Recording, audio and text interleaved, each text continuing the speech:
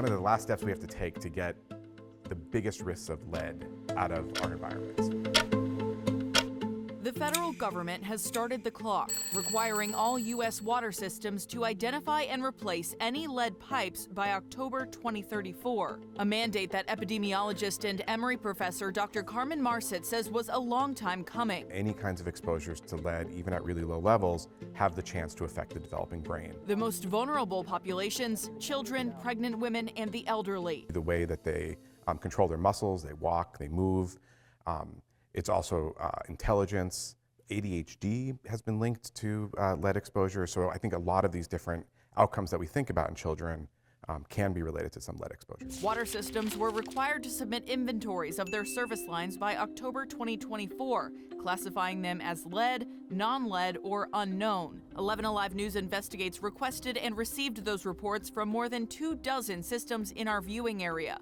Not a single one reported having lead lines, but more than half, including Bartow, Atlanta, Clayton, Cobb, Commerce, DeKalb, Fulton, Monroe, Paulding, and Forsyth, reported more than 200,000 combined lines listed as lead status unknown. If you're on an unknown line, you may have received a letter like this notifying you. An unknown just means we couldn't confirm at that time that our inventory was due what the material was. Scott Adams is director of Forsyth County Water and Sewer. His department sent 6,300 of those letters. Why are there unknown lines? Well, it's just if we don't have the records, we haven't been able to put our eyes on them or haven't been able to have the customer tell us what they are yet. Lead pipes were federally banned after 1989, so water systems only have to look at construction built before then. Many, like Forsyth and DeKalb, are relying on residents to help decrease the number of unknowns by self-identifying their own lines. You can go look for where it comes into your crawl space or your basement, but you might have to have a plumber to come out and help you find it. If it's an old pipe and you can't quite tell, you can put a magnet on it, and if a magnet doesn't stick to it, it's a plastic pipe.